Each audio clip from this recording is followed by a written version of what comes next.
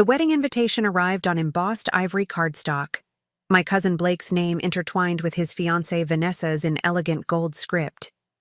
I should have been delighted.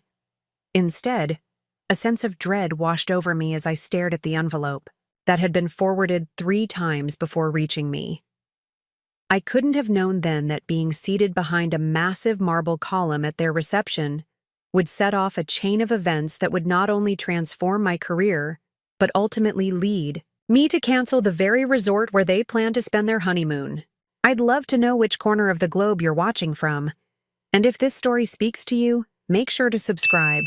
Tomorrow's video is one you absolutely can't miss. The Rosewood Ballroom glittered with thousands of fairy lights as I navigated through clusters of guests, champagne flute in hand, searching for table 17. Blake and Vanessa's wedding was exactly as I'd expected. Extravagant, meticulous, and designed to impress the 300 guests who represented Atlanta's social elite. I'd flown in from Seattle, where I'd been quietly building my travel consultancy business over the past 4 years, specializing in sustainable luxury experiences. "Olivia, you made it!" My mother appeared, elegant in navy blue, relief washing over her face. "We weren't sure if you'd come." "Of course I came," I replied, kissing her cheek. "Blake's my cousin. Why wouldn't I be here?" My mother gave me a look. That spoke volumes. "Well, after what happened with the family business?" She trailed off, uncomfortable. What had happened was that I'd declined joining Hartwell Hotels, the family chain my Uncle Richard, Blake's father, had built from a single roadside motel into a respectable regional brand. Uncle Richard had never forgiven me for choosing my own path instead of accepting the management position he'd created, specifically to keep me within the family empire. The fact that my small consultancy now partnered with exclusive eco-resorts that competed with several Hartwell properties wasn't something we discussed at family gatherings. Ancient history, I assured her, though we both knew it wasn't. "Now, where's table 17? My mother's expression shifted to discomfort. "It's over there." She gestured vaguely toward the far side of the ballroom. "I tried to get them to move you, but Blake and Vanessa handled the seating personally." I found table 17 tucked in the far corner of the ballroom, half obscured behind one of the room's ornate marble columns. My place card sat precisely in the column's shadow, guaranteeing I would see absolutely nothing of the reception, speeches, or first dance. Around me were seated distant relatives I barely knew, and 2 colleagues of Vanessa's who had apparently fallen from favor during wedding planning. "You must be Olivia," said the elderly woman to my right as I took my seat. "I'm your great-aunt Meredith. We met when you were 5. "Lovely to see you again," I said automatically, even as I scanned the room. The slight was unmistakable. Every other Hartwell family member was seated prominently at tables near the front. Even my younger brother, who had only grudgingly attended, had been placed at table 3 with a perfect view of the head table. The woman to my left leaned over. "I'm Patricia. I used to work with Vanessa until I got promoted to a position she wanted," she whispered with a knowing smile. "Welcome to the reject table." As dinner was served, I strained to hear the toasts and speeches from behind our marble barricade. The few glimpses I caught of the celebration came when I rose from my seat and craned my neck around the column. During one such moment, I locked eyes with Uncle Richard across the room. He raised his champagne flute slightly, his expression unreadable, before turning back to the festivities. I excused myself between the main course and dessert, needing a moment away from the feeling of being deliberately hidden. In the hallway outside the ballroom, I scrolled through emails on my phone, focusing on work to distract myself from the hurt. An urgent message from Kairos Resorts caught my attention. The exclusive eco-luxury chain was seeking consultation on their new property opening in the Maldives. They needed someone to evaluate their sustainability practices while maintaining their 6-star service reputation. Hiding out here? I looked up to find my cousin Blake standing before me in his tailored tuxedo, champagne in hand, cheeks flushed from celebration. "Just catching up on work," I replied, sliding my phone into my clutch. Congratulations, by the way. Everything is beautiful. Thanks.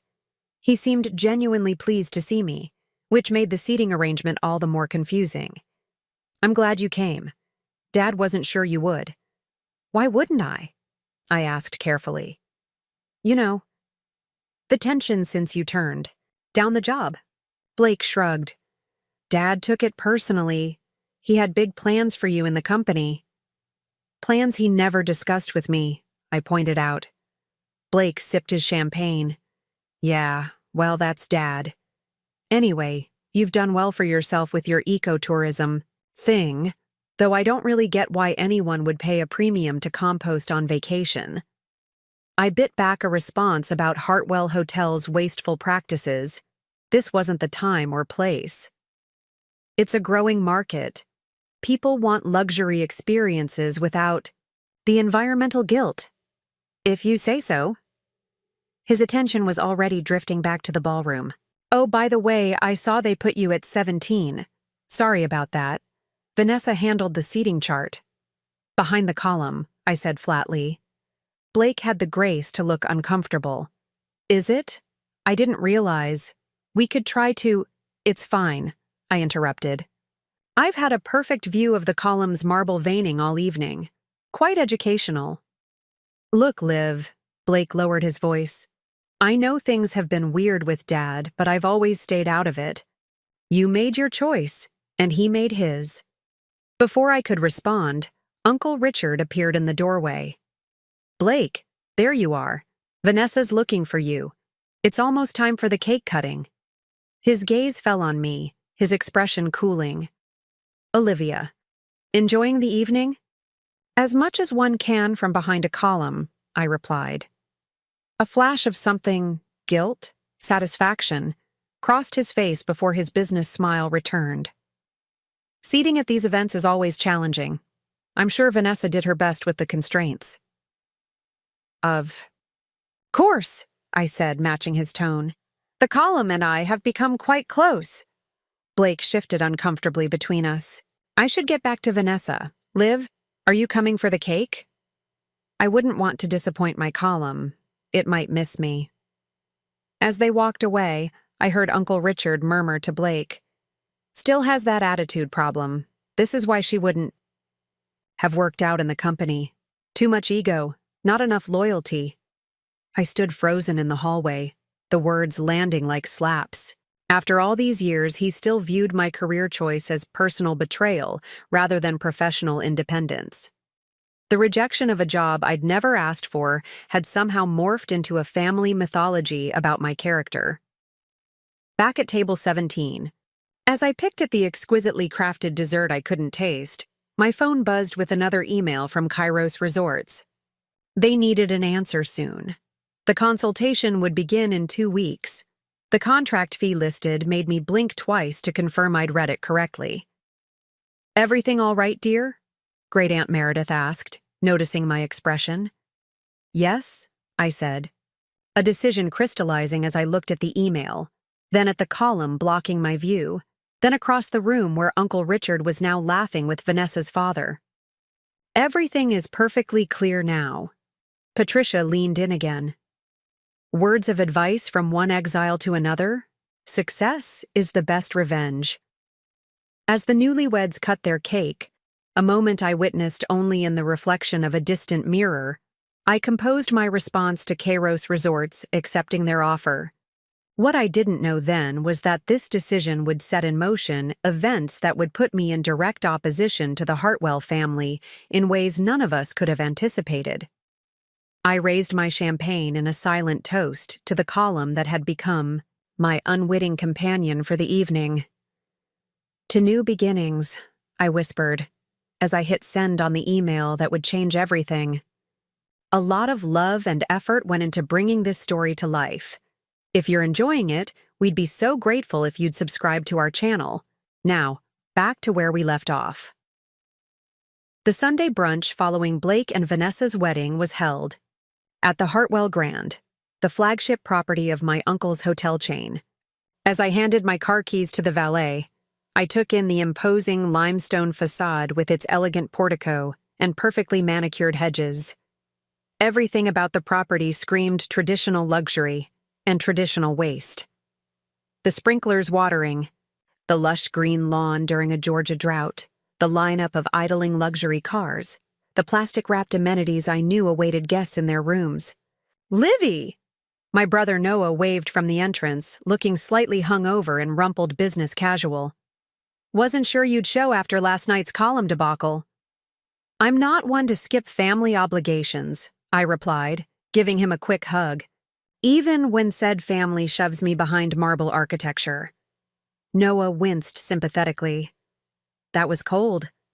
I tried to tell Mom to raise hell about it, but you know how she gets around Uncle Richard." He lowered his voice as we entered the opulent lobby. Executive Director of Conflict Avoidance. That's her official title. I laughed despite myself. Noah had always been good at diffusing tension, a skill he'd perfected growing up in the shadow of the Hartwell family dynamics. Unlike me, he'd found a comfortable middle ground, working in finance in Chicago. Close enough to the family to maintain relationships, far enough away to escape the gravitational pull of Hartwell hotels. The brunch was set up in the hotel's conservatory, a glass-enclosed space overlooking gardens that had been featured in Luxury Travel magazine. Most of the wedding guests had already departed, leaving only immediate family and a few close friends.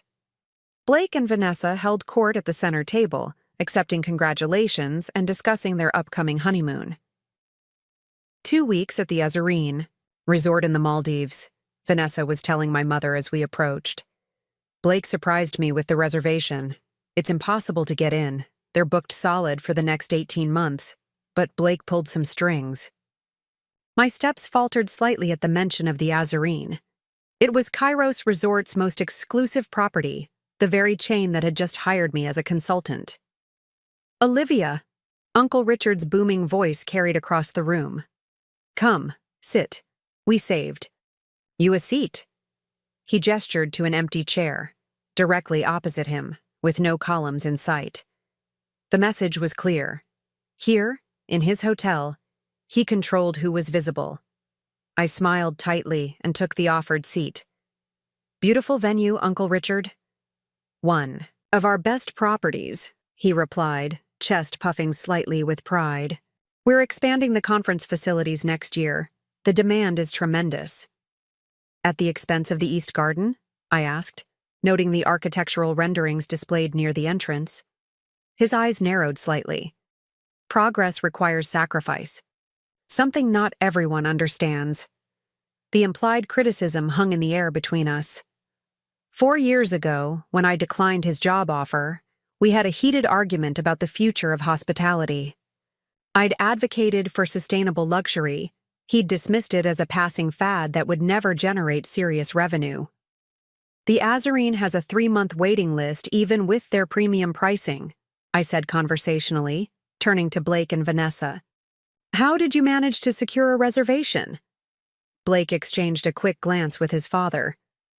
"Dad has connections. The owner of Kairos and Dad go way back." "Jacob Chen?"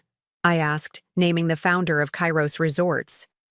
Uncle Richard nodded, looking mildly impressed that I knew the name. "We were at Cornell together, competed for the same hospitality award. I won." He chuckled. "Jacob's done well with his niche market, though it's hardly the scale of what we've built at Hartwell." I bit my tongue to avoid pointing out that Kairos properties commanded room rates nearly triple those of Hartwell hotels, with higher occupancy rates and industry-leading customer satisfaction scores. "Their sustainability initiatives are impressive," I offered instead.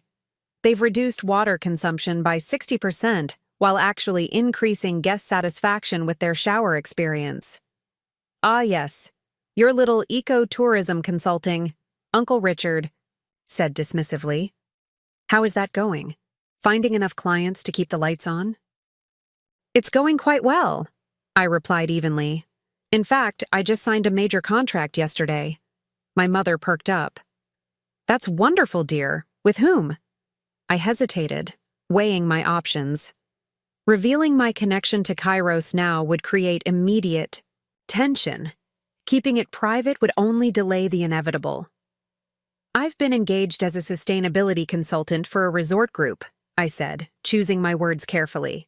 I'll be evaluating their practices and making recommendations for improvements while maintaining luxury standards. Very nice, Uncle Richard said, in a tone that suggested the opposite. A small consultancy like yours is landing a significant client. Which hotel group would that be? Before I could formulate a response, Vanessa jumped in. Enough business talk at brunch. Olivia, tell us about Seattle. Are you seeing anyone? Settling down anytime soon? The not-so-subtle pivot to my personal life was a familiar tactic at family gatherings. At 33, my unmarried status was viewed with a mixture of concern and disapproval, particularly by the older generation who measured success in wedding bands and children rather than business achievements. Seattle is wonderful, I replied. My business keeps me busy, but I've built a great community there. Community is nice, Aunt Diane, Uncle Richard's wife said with a sympathetic smile. But there's nothing like family. The implication was clear. My chosen family in Seattle was somehow less legitimate than the biological connections I'd physically distanced myself from. Speaking of family, Blake interjected, we've finalized the guest list for the small dinner next Saturday before we leave for the honeymoon. We'd love to have you there, Olivia, if you're still in town. The invitation surprised me. After the column incident, I'd assumed I'd be scratched from any further celebrations. That's thoughtful, but I'll be traveling for work by then, I said truthfully. My flight to the Maldives leaves Thursday. The reaction around the table was immediate. Uncle Richard's fork clattered against his plate. Vanessa's perfectly maintained smile froze. Blake's brow furrowed in confusion. The Maldives? My mother asked. What a coincidence. Yes, Uncle Richard said slowly, studying me with newfound intensity. Quite a coincidence indeed. Would this business trip happen to involve Kairos Resorts by any chance? The moment of truth had arrived sooner than I'd anticipated. Yes, actually. They've hired me to evaluate their sustainability programs across all their properties, starting with the Azurine. A heavy silence fell over the table. Uncle Richard's face darkened with each passing second. Jacob hired you? He finally asked, his voice dangerously quiet. My niece? I don't believe Mr. Chen knows we're related, I replied calmly. My reputation in sustainable luxury consulting stands on its own merits. Of course it does, Blake said quickly, trying to diffuse the situation. That's great, Liv. Maybe we'll see you there. I doubt it, Uncle Richard cut in. Olivia will be far too busy with her consulting to socialize with family. He practically spat the word consulting as though it were a vulgar term. Actually, I said, meeting his gaze directly, my work will mostly involve staff interviews and systems evaluation. I'll have evenings free. Perhaps we could have dinner one night at the resort. The offer was genuine, an olive branch extended across years of tension. For a moment, I thought Uncle Richard might accept it. Then his expression hardened.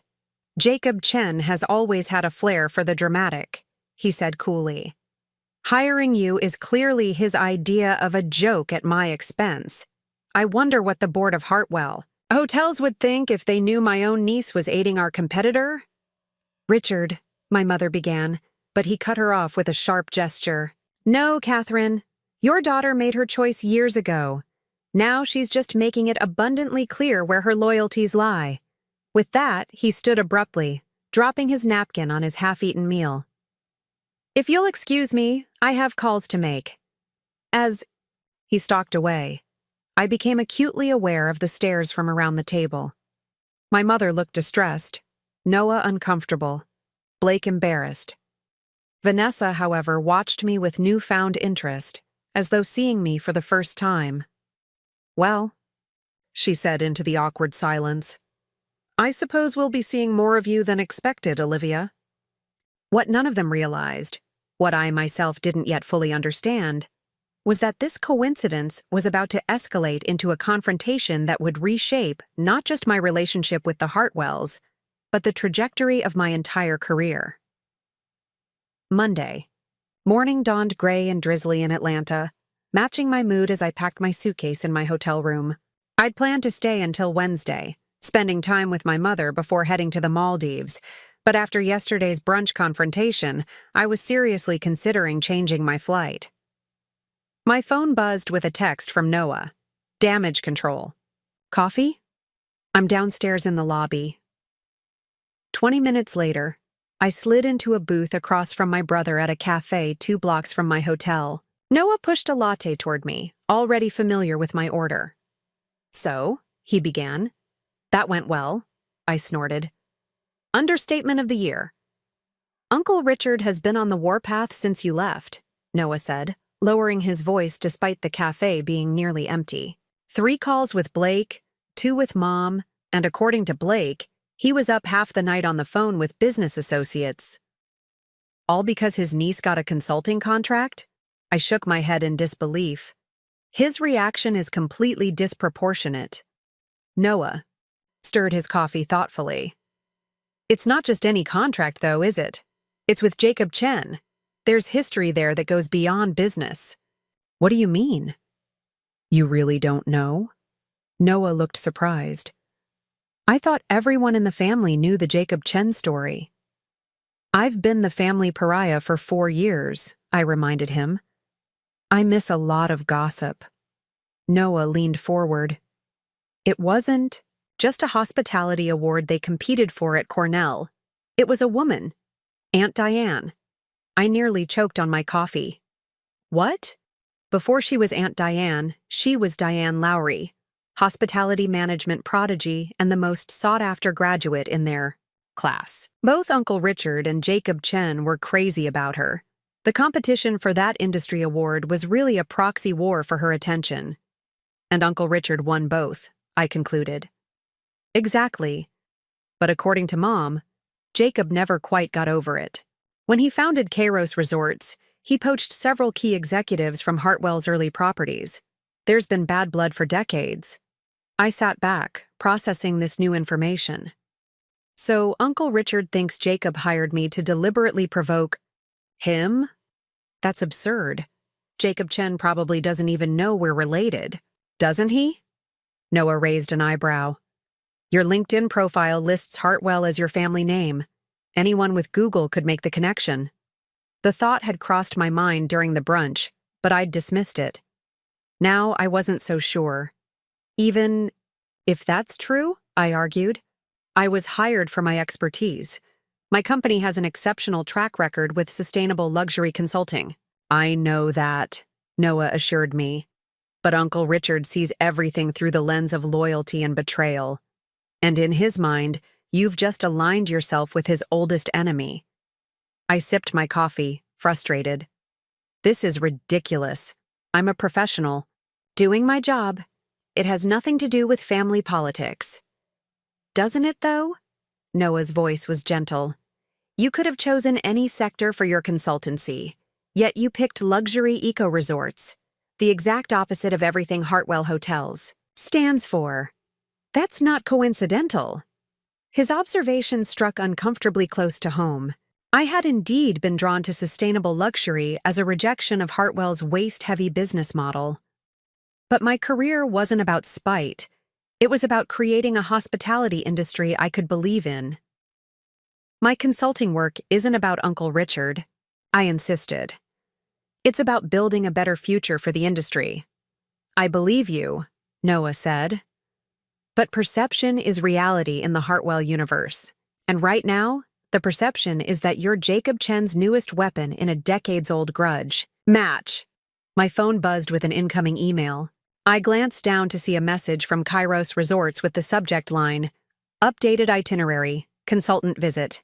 I opened it to find a revised schedule with a personal note from Jacob Chen himself. Ms. Hartwell, I look forward to meeting you next week. I've adjusted your arrival to coincide with a special event at the Azarine, a preview dinner for our upcoming sustainability showcase.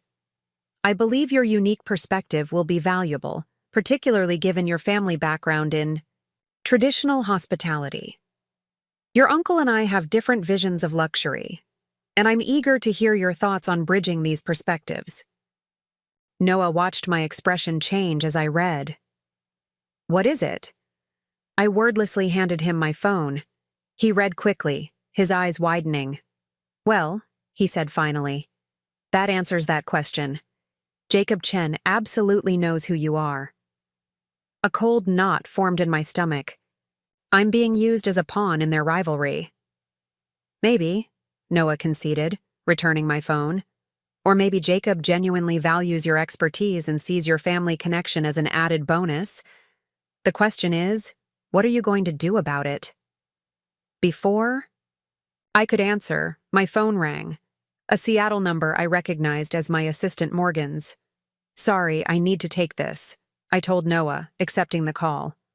Morgan, what's up? Olivia, thank God. Morgan sounded breathless. I've been trying to reach you.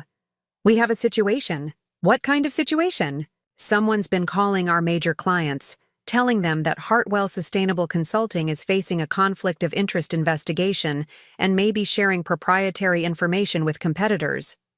The cold knot in my stomach twisted tighter. Who's been calling? They wouldn't give their name, but 3 different clients received nearly identical calls this morning. 2 of them have already requested emergency meetings to discuss our contracts. I met Noah's concerned gaze across the table as the implications sank in. This wasn't just family drama anymore. Someone was actively trying to sabotage my business. Get everybody on damage control, I instructed Morgan.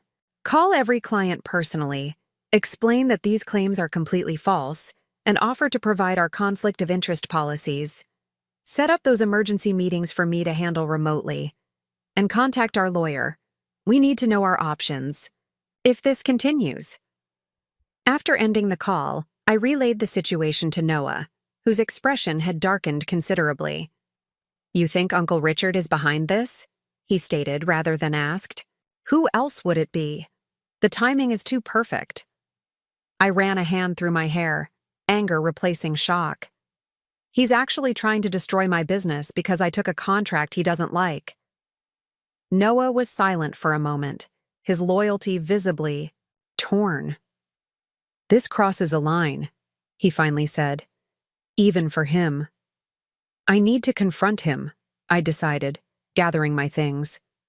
This stops now. Olivia, wait. Noah caught my arm. Confronting Uncle Richard when he's like this will only escalate things. Let me talk to him first, and say what? Please stop trying to ruin your niece's livelihood because of your decades-old rivalry with Jacob Chen. Something like that, Noah admitted. But from someone he doesn't currently see as the enemy. I hesitated, recognizing the wisdom in his approach. Fine. But if it doesn't stop immediately, I'm taking legal action. I've worked too hard to build my company to let it be destroyed by petty family drama. Noah nodded. Fair enough. I'll call you after I speak with him. As we parted outside the cafe, the drizzle had intensified to a steady rain. I pulled my jacket tighter, an apt metaphor for how I needed to armor myself against the storm brewing, in my professional life. Back in my hotel room, I spent the morning on video calls with concerned clients, reassuring them that Hartwell Sustainable Consulting operated with the highest ethical standards, and that all client information was strictly confidential. Most seemed satisfied, but the damage to my company's reputation had been done. The whispers of impropriety would linger.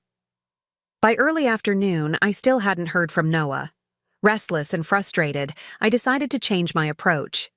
If Uncle Richard wanted to make this about family loyalty, I would appeal to the one person whose loyalty might actually matter to him, my mother. I found her at her small townhouse on the outskirts of Atlanta, tending to her garden despite the intermittent rain. She looked up as I approached, unsurprised by my unannounced visit. I wondered when you'd show up, she said, removing her gardening gloves. Come inside. I'll make tea.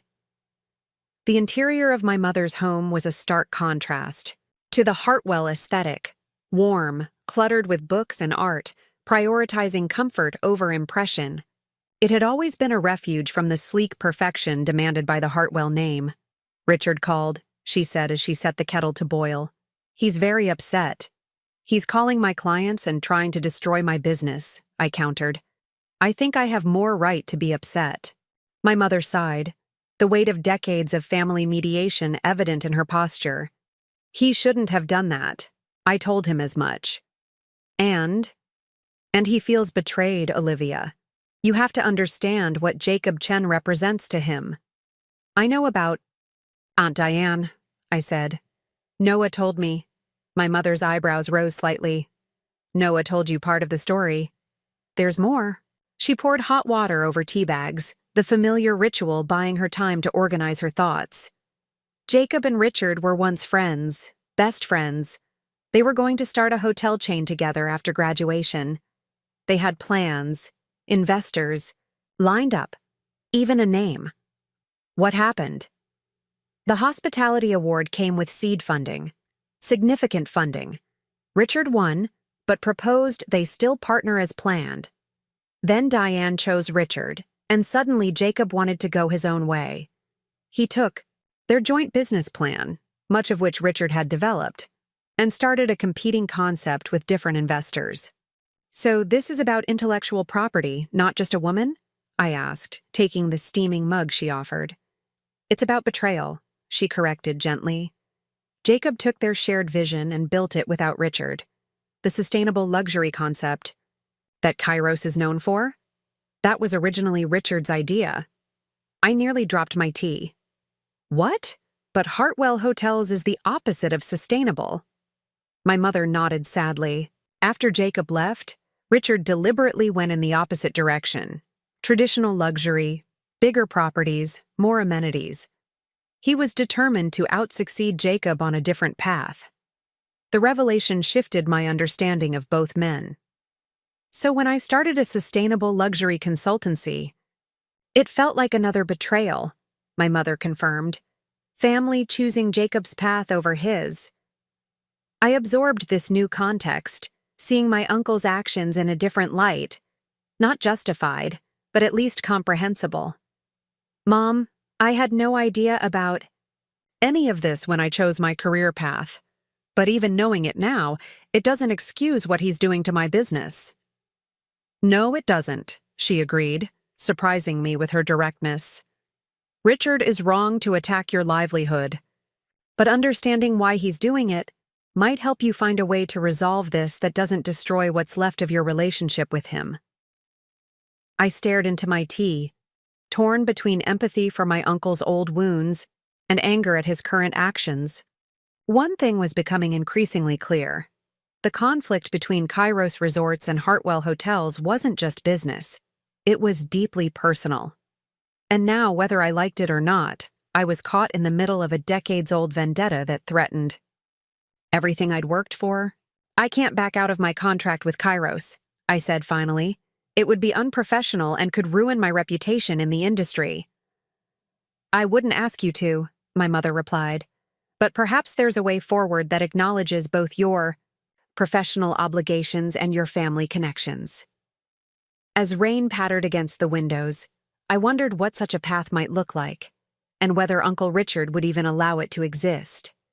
What had started with a slight at a wedding reception had escalated into a conflict that could define my professional future. And I was only just beginning to understand the true stakes of the game I'd unwittingly entered. Tuesday morning arrived, with a clarity of purpose I hadn't felt since arriving in Atlanta. After a night of tossing and turning, weighing my mother's revelations against Uncle Richard's actions, I'd made a decision.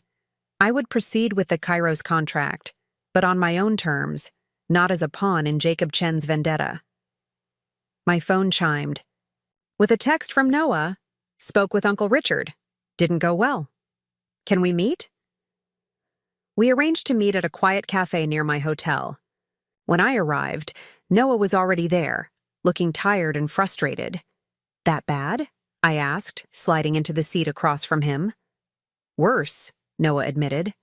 He wouldn't even discuss calling off the client sabotage, just kept saying, "She made her choice" over and over. I felt a surge of anger, quickly tempered by determination. Then I'll make another choice, one he's not expecting. Noah eyed me warily. "Why do I get the feeling I should be worried?"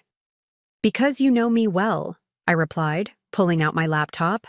"I've been up since dawn researching Jacob Chen, Kairos Resorts, and their history with Hartwell Hotels. There's a lot more to this story than Mom told us." I turned the screen toward Noah, showing him an article from a hospitality industry publication dated 15 years earlier. The headline read, "Eco-Luxury Pioneer Kairos Resorts Launches First Property Amid Controversy." The controversy was a lawsuit from Hartwell Hotels claiming intellectual property theft, I explained. Uncle Richard alleged that Jacob stole proprietary sustainability concepts they'd developed together at Cornell. Noah skimmed the article. "It says the case was settled out of court." "For an undisclosed sum," I confirmed. "But here's where it gets interesting. After the settlement, every Kairos property has included this line in their founding documentation." I pointed to a paragraph near the bottom of the screen. "In recognition of the pioneers of sustainable hospitality, including Richard Hartwell, whose early vision contributed to the industry's evolution." Noah's eyebrows shot up. "Uncle Richard gets a credit in every Kairos resort?" I had no idea. "Neither did I, and I'm willing to bet most people don't notice it. It's buried in the corporate documentation, not displayed publicly." I closed the laptop. Jacob Chen may have taken their joint vision and run with it, but he did acknowledge Uncle Richard's contribution, at least legally. Does Uncle Richard know about this? He must, since it was part of the settlement, but I doubt it gives him much satisfaction, given how resentful he still is. Noah leaned back, considering the implications. "So what's your plan?" I've requested.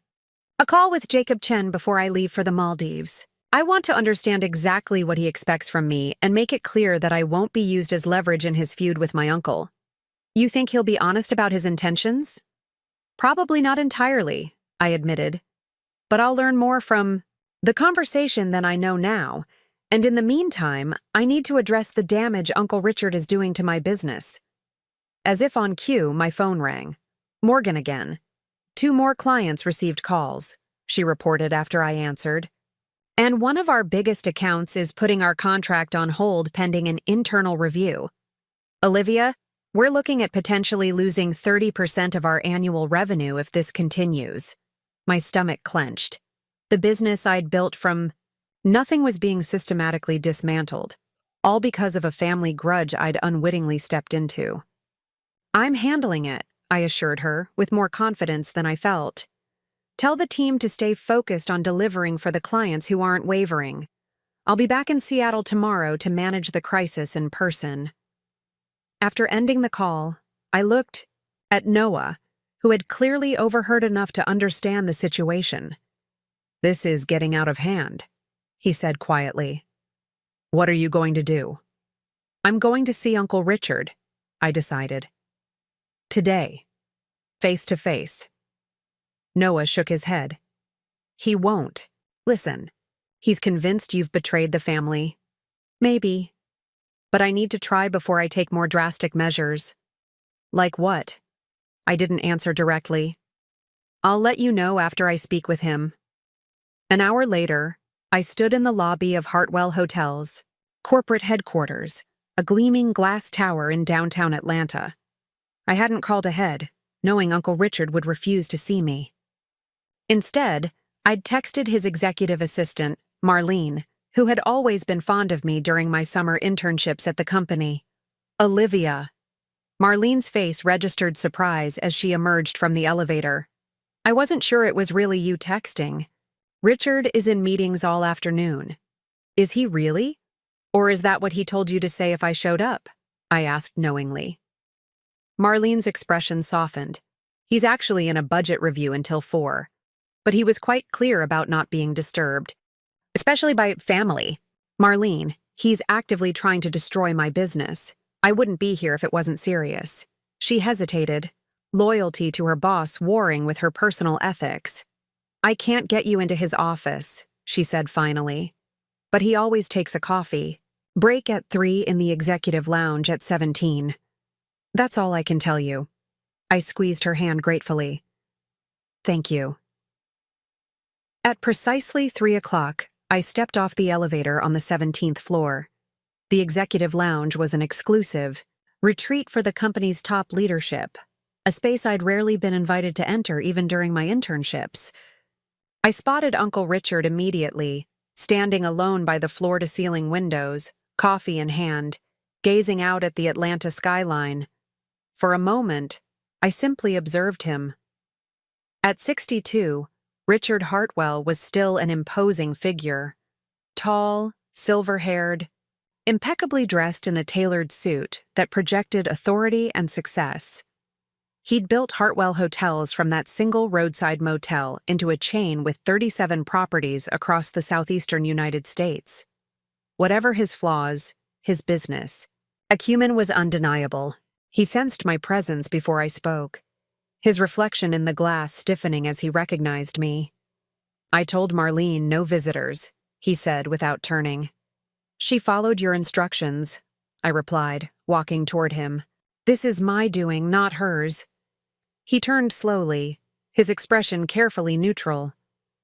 Olivia, what could possibly be so urgent that you'd ambush me at my office? You know exactly why I'm here. You're calling my clients, spreading lies about my business. Practices. It needs to stop. I'm merely informing potential partners about a conflict of interest they should be aware of. There is no conflict of interest, I countered. My work with Kairos has nothing to do with Hartwell Hotels. Everything about Kairos has to do with Hartwell, he snapped, the neutral mask slipping. Jacob Chen has been trying to undermine me for 30 years. Now he's using my own niece as his latest weapon. I'm not a weapon, Uncle Richard. I'm a consultant doing my job. Your job. He practically spat the words. You could have had a real job here, with your family, building something meaningful. Instead, you chose to be Jacob's puppet. The unfairness of his accusations stung, but I kept my voice level. I know about the lawsuit. I know about the settlement. I know he credits you in every Kairos Properties founding documentation. That got his attention. His eyes widened fractionally before narrowing again. Buried where no one will ever see. It. Cold comfort for having my life's vision stolen. Then why didn't you pursue it? I challenged myself. After the settlement, you could have developed your own eco-luxury concept, proven that you could do it better. Instead, you went in the opposite direction, creating properties that waste resources and ignore sustainability completely. I built what the market wanted, he defended. No, I corrected gently. You built what would make you the most different from Jacob. You let your resentment dictate your business strategy. Color rose in his cheeks. You have no idea what you're talking about. You weren't there. You're right, I wasn't. But I'm here now, watching you try to destroy my livelihood because of a grudge that's older than I am. Is that really the legacy you want, Uncle Richard? To be known as the man who sabotaged his own niece's career? For a moment, I thought I saw a flicker of doubt in his eyes. Then his expression hardened again. You made your choice when you signed with Kairos. Now live with the consequences. He brushed past me toward the exit, but I caught his arm. I have a call scheduled with Jacob Chen tomorrow, I said quietly. Before that call, I need to know, what would it take to end this feud? Not just for my sake, but for yours. He looked down at my hand on his arm, then back at my face. There's nothing Jacob Chen could offer me at this point. I don't believe that, I pressed. There must be something that would represent meaningful acknowledgement of what happened between you. Uncle Richard was silent for a long moment, seemingly weighing whether to continue the conversation. Finally, he said, public recognition, not hidden in legal documents no one reads. A clear statement that the sustainable luxury concept that built his empire was originally my vision. His voice had lost some of its hardness, revealing a glimpse of the old wound beneath. But he'll never do it. His ego wouldn't allow it. With that, he pulled away and strode to the elevator, leaving me alone in the executive lounge. I stood there for several minutes, processing our conversation. For the first time, I understood what truly drove my uncle's resentment. Not just the loss of a business concept, or even Aunt Diane, but the lack of recognition for his contribution to what became a revolutionary approach to hospitality. So, finally left the building, my phone rang, an unknown international number. I answered cautiously. Miss Hartwell? Jacob Chen. I understand you've requested a call. Mr. Chen? I acknowledged, surprised. Yes, I did, but I wasn't expecting to hear from you personally. I make it a point to speak directly with key consultants, he replied smoothly, especially those with unique perspectives on our industry. I understand you visited your uncle today. I stopped walking, a chill running through me. How could you possibly know that? His soft chuckle carried clearly across the international connection. Atlanta's hospitality community is smaller than you might think. News travels quickly. The implication was clear. Jacob Chen had sources within Hartwell Hotels. This feud ran deeper than I had imagined. Perhaps, he continued, we should advance our conversation to today rather than tomorrow. I believe we have much to discuss regarding your upcoming work with us and your family situation. As I stood in the shadow of the Hartwell Hotel's headquarters, I realized I was being offered an unexpected opportunity. Not just to defend my business, but potentially to resolve a decades-old conflict that had cast a shadow over both the Chen and Hartwell families. Yes, I agreed, my mind racing with possibilities. I think we do. The Highview Hotel's rooftop bar offered panoramic views of Atlanta's skyline, the city lights beginning to twinkle as dust settled. I'd chosen this location for my video call with Jacob Chen deliberately. Neutral territory, not a Hartwell property, but still firmly on my home turf. I arranged my laptop on the small table, positioning myself so the city lights created a professional backdrop. At precisely 6 o'clock, my screen lit up with an incoming call. Jacob Chen appeared before me, seated in what looked like a sleek office with a wall of glass behind him showing a tropical beach at dawn. The Maldives, presumably, where it would be early morning. At 64, Chen had the energetic appearance of a much younger man, with only his silver-streaked hair betraying his age. His tailored linen shirt and relaxed demeanor projected casual confidence. Ms. Hartwell, he greeted me with a slight nod. Thank you for accommodating this earlier conversation. Mr. Chen, I returned the professional courtesy. I appreciate you making time given the time difference. His smile was measured, revealing nothing. When one has interests spanning multiple time zones, one grows accustomed to unusual hours. I understand you've had an eventful few days since accepting our contract. That's putting it mildly, I replied, deciding directness was my best approach. Several of my clients have been contacted with false claims about conflicts of interest, threatening my company's reputation and financial stability. Chen's expression remained neutral. And you believe your uncle is behind these calls? I know he is. He practically admitted it. Richard always did prefer direct confrontation, Chen observed, a hint of something, nostalgia, amusement, flashing across his features, though usually not at the expense of family. Which brings me to my first question, I said, leaning slightly forward.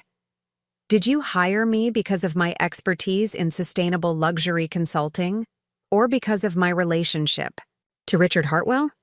Chen considered me for a moment, as if recalculating his approach. Both, he finally admitted. Your firm's work is exceptional. We reviewed 3 consulting agencies before approaching you. But yes, your connection to Richard was a factor in our final decision. His honesty was refreshing, if uncomfortable. I won't be used as leverage in your feud with my uncle, I stated firmly. Leverage? Chen raised an eyebrow. An interesting choice of words. I prefer to think of it as synchronicity. You've built a career promoting exactly the vision Richard and I once shared. There's a certain poetry in that, don't you think? I wasn't interested in poetry. My uncle believes you're using me to antagonize him. He's retaliating by targeting my business.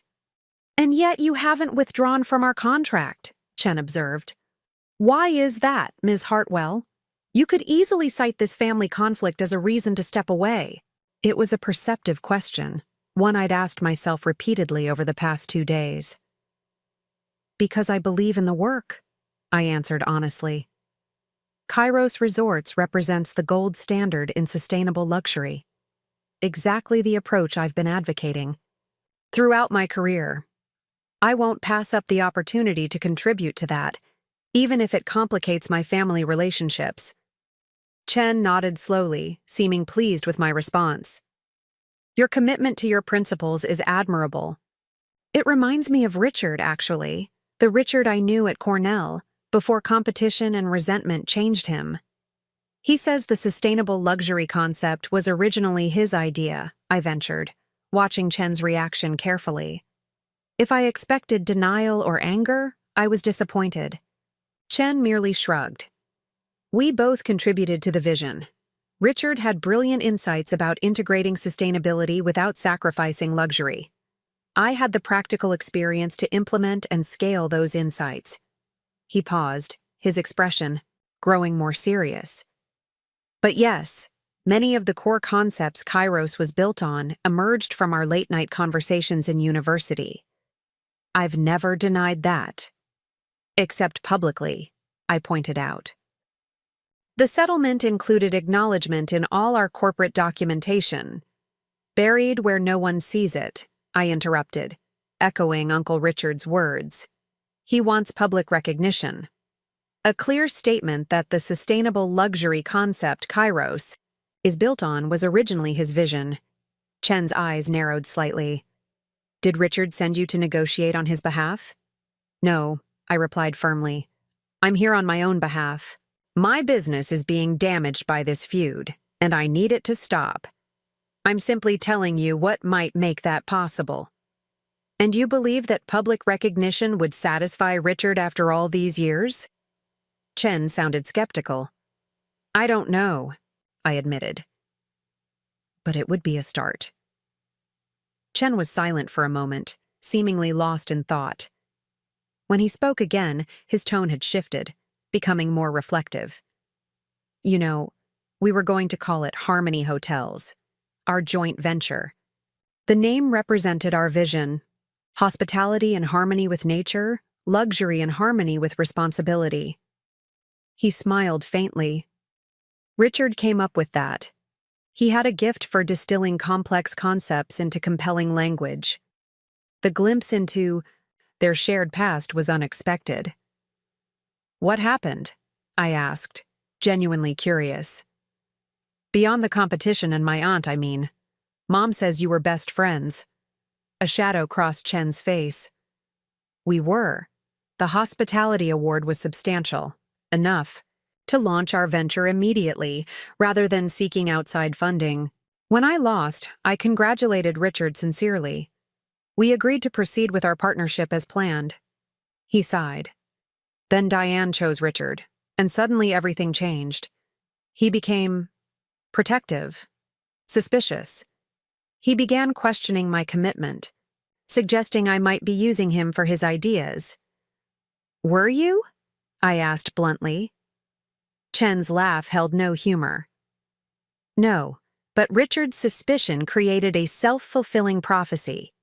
The more he questioned my motives, the more defensive I became. Eventually, I decided it was better to pursue the vision separately than to have my integrity questioned daily. So you took your shared concept and built Kairos without him. With appropriate legal settlement and acknowledgement, Chen corrected. But yes, essentially. He leaned forward, his expression intent.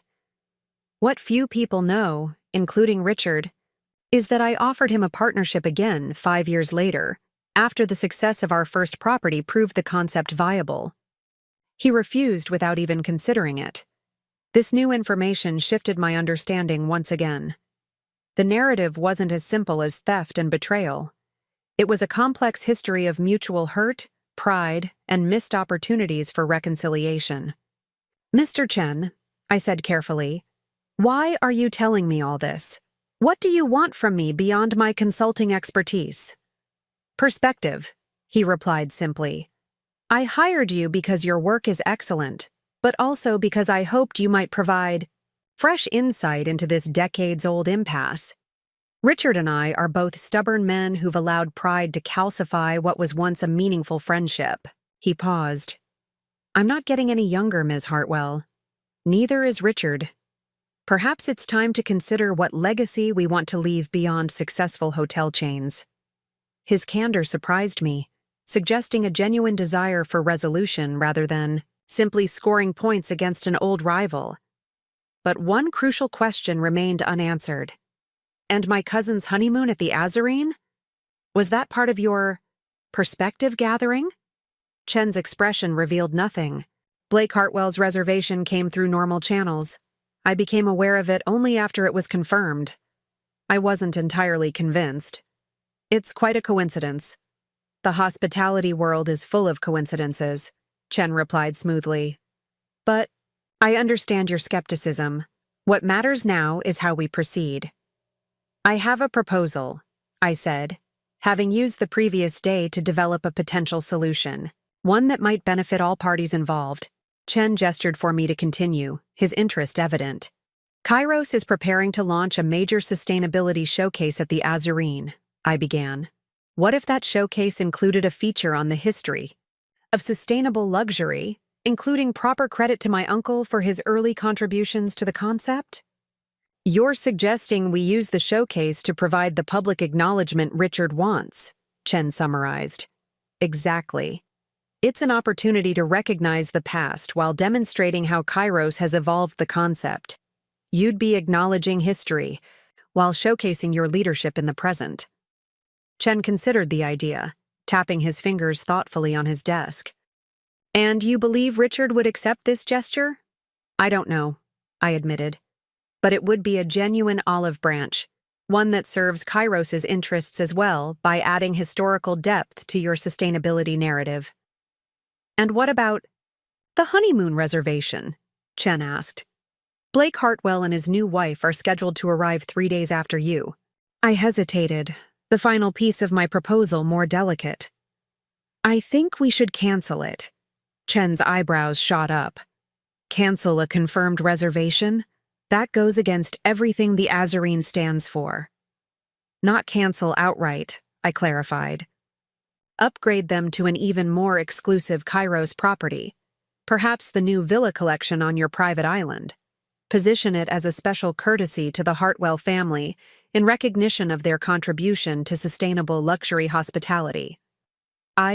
Slow smile spread across Chen's face as he grasped the elegance of the solution. "The gesture acknowledges Richard's contribution while creating a positive experience for his son. And it separates you from their honeymoon, avoiding any appearance of awkwardness or conflict." "Exactly," I confirmed. "It transforms a potential confrontation into a peace offering." Chen leaned back, studying me with newfound respect. "You have your uncle's strategic mind, Ms. Hartwell, but with a conciliatory approach he often lacked." He nodded decisively. "I'm inclined to accept your proposal, with one condition." "Which is?" "That you personally oversee the historical content for the sustainability showcase. I want to ensure Richard's contribution is presented accurately and respectfully." It was a reasonable request, and one that aligned perfectly with my original consulting purpose. "Agreed." "Excellent." Chen's demeanor shifted to business efficiency. "I'll have my team prepare the upgrade for your cousin and his wife. We'll need to move quickly to adjust the sustainability showcase materials before your arrival." "And my uncle's campaign against my clients?" I pressed. That needs to stop immediately. Chen's expression grew serious. I can't control Richard's actions, but perhaps a gesture of good faith from Kairos might encourage him to reconsider his approach. What did you have in mind? An official letter from me to Richard, previewing our plans to acknowledge his contribution and inviting his input on how his early vision is presented. We'll copy you, of course, so you can share it with him personally, if appropriate. It wasn't a guarantee, but it was a concrete step toward resolution. That would be helpful. Consider it done, Chen assured me. Now, regarding your consulting work, I suggest we proceed as planned with your evaluation of our sustainability practices. Your unique perspective is even more valuable given these developments. As we concluded the call with the details of my arrival in the Maldives, I felt cautiously optimistic. What had begun as a crisis threatening my business had potentially transformed into an opportunity to heal a decades-old rift while enhancing my professional standing. Before I could fully process the conversation, my phone buzzed with a text from Noah. Uncle Richard just called me. Something about that snake Jacob reaching out to him. What did you do? I smiled, realizing Chen had wasted no time initiating contact. Hopefully, the beginning of a resolution. I'll explain tomorrow. As I packed up my laptop, gazing out at the Atlanta skyline, I couldn't help but reflect on the irony. Being seated behind a column at my cousin's wedding, a deliberate slight meant to make me invisible, had set in motion events that might now give me a central role in reshaping both my family's dynamics and my professional future. The slight, that had initially hurt and angered me, had become the catalyst for something potentially transformative. The question now was whether Uncle Richard would recognize the opportunity for what it was, or whether pride would continue to stand like a column between him and reconciliation. Wednesday morning arrived with a flurry of activity. Chen had been true to his word. Overnight, my inbox had received the official letter addressed to Uncle Richard, outlining Kairos Resort's plans to acknowledge his early contributions to sustainable luxury hospitality. The language was respectful and genuinely conciliatory, suggesting a desire to correct a long-standing oversight rather than merely placate a rival. I forwarded the letter to Uncle Richard with a simple note. An opportunity worth considering. My flight to Seattle was scheduled for that afternoon, giving me just enough time for a final meeting with Noah before I left Atlanta. We met for an early lunch at a quiet restaurant near the airport. I still can't believe you pulled this off, Noah said, shaking his head in amazement after I'd explained the arrangement with Chen. Uncle Richard has been fuming about Jacob Chen for 30 years, and you might have just brokered peace in 2 days. Let's not celebrate yet, I cautioned. Uncle Richard hasn't responded to the letter. For all I know, he's dismissed it entirely. Maybe, Noah conceded, but he called me last night asking what I knew about it. He sounded confused more than angry, like he couldn't quite process Chen reaching out after all this time. That was promising. Confusion was better than outright rejection. Did he say anything about stopping the calls to my clients? Noah grimaced. No, but he didn't mention continuing them either. It sounded like his focus had shifted entirely to Chen's letter. My phone buzzed with an incoming call. Morgan again. I excused myself to answer. Good news, Morgan announced, her voice lighter than it had been in days. 2 of the clients who were wavering just confirmed they're staying with us. They said they received a peculiar call apologizing for the misunderstanding about conflict of interest concerns. Relief washed over me. Did they say who called? Not by name, but they described an older man with a distinguished Southern accent who identified himself as a concerned industry colleague who had been misinformed. Uncle Richard. It had to be. That's excellent news, Morgan. How are things otherwise? Stabilizing, she reported. No new problem calls since yesterday morning. If this continues, we should be able to contain the damage. After finishing the call, I turned back to Noah with cautious optimism. It seems Uncle Richard might be calling off his campaign. See? Noah smiled. Progress already. We were about to order dessert when my phone rang again. Uncle Richard's number. I stared at the screen in surprise. Aren't you going to answer it? Noah prompted.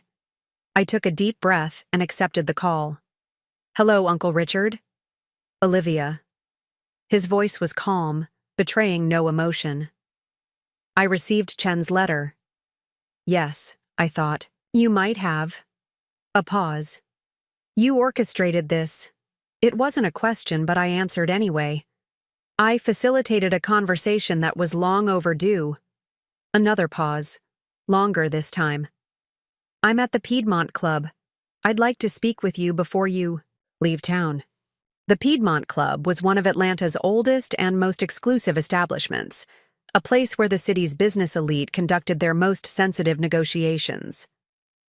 Uncle Richard's invitation to meet there signaled the seriousness with which he was taking the situation. I can be there in 30 minutes, I replied, checking my watch. My flight's not until 4. I'll tell them to expect you. He ended the call abruptly. Noah raised an eyebrow questioningly. He wants to meet, I explained, already gathering my things. At the Piedmont Club. Noah whistled low. He's bringing out the big guns. Want me to come back? I shook my head. I think this needs to be between us. The Piedmont Club occupied the top floors of one of Atlanta's historic buildings, its wood-paneled walls and leather chairs exuding old-world power and discretion. I was escorted to a private meeting room where Uncle Richard waited, gazing out the window at the city below. He turned as I entered, his expression unreadable. Thank you for coming. Of course. I took the seat he indicated across from him at a small table already set with coffee service. He poured himself a cup, his movements precise and measured. Jacob's letter was unexpected.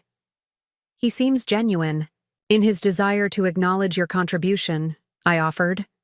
Uncle Richard's laugh held little humor. Jacob Chen is genuine about advancing his own interests. Always has been. And what do you believe his interest is in this case? That's what I've been trying to determine. He studied me over his coffee cup. You spoke with him directly. I did. And? I chose my words carefully. He talked about legacy, about being at a point in life where old grudges seem less important than leaving things resolved. Sentimental nonsense, Uncle Richard scoffed, but there was less conviction in his voice than I expected. Is it? I challenged myself gently. You're both successful beyond what most people ever achieve.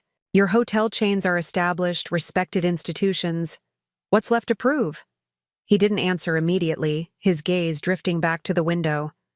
Did Jacob tell you I refused his partnership offer 5 years after he launched Kairos?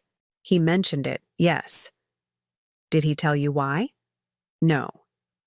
Uncle Richard nodded, as if confirming something to himself.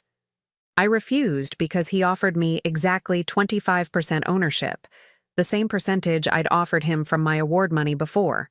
He walked away. His jaw tightened at the memory. It wasn't a partnership offer. It was a calculated insult. This revelation added another layer to their complicated history. What Chen had presented as an olive branch, Uncle Richard had interpreted as a deliberate slight. Perception shapes reality, I observed quietly. Precisely. Uncle Richard set down his cup with finality. Which is why I'm concerned about your involvement with Kairos, regardless of Chen's supposed olive branch. Your reputation, and by extension the Hartwell name, is at risk. My reputation is built on integrity and expertise, I countered. Working with Kairos enhances that reputation, not damages it. Unless Chen is using you to manipulate me. I've made it clear I won't be used that way, I assured him. The showcase acknowledgement was my idea, not his, and upgrading Blake and Vanessa's honeymoon was a solution I proposed to avoid awkwardness. Uncle Richard's eyebrows rose slightly. You suggested canceling their reservation? Upgrading, I corrected, to an even more exclusive Kairos property. as a courtesy to the Hartwell family. For the first time, a hint of genuine amusement crossed his features. Clever, and convenient for you to avoid an uncomfortable encounter. I won't deny there are personal benefits, I acknowledged. But the primary goal is to turn a potential conflict into a step toward resolution. Uncle Richard studied me with renewed intensity. You've grown into a formidable negotiator, Olivia. I've underestimated you. The admission, however reluctant, meant more than I expected. Thank you. Don't thank me yet, he cautioned. I haven't decided how to respond to Chen's overture. What would make it acceptable to you? I asked directly. Beyond the public acknowledgement of your contribution. Uncle Richard leaned back, considering the question seriously. The acknowledgement would need to be substantive, not merely a footnote in their sustainability materials, and permanent, incorporated into the Kairos brand narrative going forward. That seems reasonable, I said carefully. What else? A consulting role? He said after a moment's reflection. Not operational. I have no interest in involving myself in Kairos's day-to-day business, but an advisory position on future sustainable initiatives, appropriately compensated. His eyes met mine directly. If my vision helped build their empire, I should have some voice in its evolution. The request surprised me, not because it was unreasonable, but because it revealed something I hadn't fully appreciated. Beyond recognition, Uncle Richard wanted participation. The chance to contribute to the sustainable luxury concept he'd helped pioneer, even if belatedly. I believe that could be arranged, I said thoughtfully. It would actually add credibility to their sustainability showcase to have both founders collaborating again after all these years. Uncle Richard's expression remained guarded, but I detected a flicker of interest. Perhaps. And the campaign against my clients? I pressed, unwilling to leave without addressing the direct threat to my business. His expression tightened, but he nodded reluctantly. I've already instructed concerned parties to clarify any misunderstandings about your professional practices. Thank you, I said simply. Don't misunderstand, he warned. I still believe your involvement with Kairos represents a conflict with family loyalty, but I won't actively damage your business while we navigate this situation. It wasn't a ringing endorsement, but it was a significant concession. I appreciate that. Uncle Richard glanced at his watch. You should get to the airport. I wouldn't want you to miss your flight to Seattle. The dismissal was clear but not unkind. As I stood to leave, he added, I'll be considering Chen's offer and the additional terms we've discussed. You'll have my decision before you depart for the Maldives. I look forward to it, I said, extending my hand professionally. He hesitated only briefly before shaking it. One question before you go. That ridiculous seating arrangement at the wedding, behind the column. Did that influence your decision to take the Kairos contract? The question caught me off guard with its directness. No, I answered honestly. I would have accepted the contract regardless, but it did make me less inclined to consider how the decision might affect Blake and Vanessa's honeymoon plans. Uncle Richard nodded, a hint of rueful understanding in his expression. Actions have consequences, a lesson Blake and Vanessa might be about to learn. As I left the Piedmont Club and headed toward the airport, I reflected on how dramatically circumstances had shifted in just a few days. What had begun as a petty slight at a wedding had escalated into a family crisis, then potentially transformed into an opportunity for long overdue reconciliation. The confrontation with Uncle Richard had gone better than I'd dared hope. He hadn't dismissed Chen's overture outright, had already taken steps to call off the attacks on my clients, and was considering terms that could lead to a meaningful resolution. But significant obstacles remained. Uncle Richard's distrust of Jacob Chen ran deep, rooted in decades of perceived betrayal and missed opportunities. Chen's sincerity was still questionable. Was he genuinely seeking reconciliation, or simply adding another chapter to their long-running competition. And then there was my cousin's honeymoon. I'd proposed canceling their Azarine reservation as a strategic solution, but I couldn't help wondering how Blake and Vanessa would react to this unexpected change, regardless of how luxurious the alternative might be. As my plane took off from Atlanta, bound for Seattle, I knew the most challenging conversations still lay ahead, and much depended on how Uncle Richard ultimately responded to the opportunity I'd created. Seattle greeted me with its familiar misty rain, a comforting change from Atlanta's intense summer heat. I'd barely settled into my downtown apartment when Morgan arrived for our emergency strategy session, armed with detailed reports on the status of each affected client relationship and a determined expression I'd come to rely on during business crises. "The damage is contained," she confirmed as we spread documents across my dining table. "We've retained all but one client, and even they've left the door open for future projects." She pushed a stack of files toward me. "These three actually increased their contracts after speaking with you yesterday. They were impressed by how you handled the situation. Sometimes a crisis becomes an opportunity to demonstrate your values," I reflected, scanning the updated agreements with a sense of relief. The business I'd built from nothing was battered but still standing. Morgan studied me with curiosity. "You seem different since Atlanta, more assured." "Confronting family demons will do that," I replied with a small smile. "Nothing like your uncle trying to destroy your business to clarify your priorities." "And the situation with his rival and your cousin's honeymoon? Where does that stand?" "Balanced on a knife's edge," I admitted, running a hand through my hair. "Uncle Richard is considering a truce with Jacob Chen, but 30 years of resentment doesn't dissolve overnight. And I'm still not sure how Blake and Vanessa will react to their honeymoon being upgraded to a different resort." "When will you know?" "Soon, hopefully. Uncle Richard promised a decision before I leave for the Maldives." I glanced at my watch. "Which means within the next 36 hours. We spent the afternoon rebuilding what Uncle Richard's campaign had threatened to destroy. I called key clients personally, explaining the situation in carefully measured terms that acknowledged the family conflict without casting either side as villains. Most responded with understanding and even sympathy.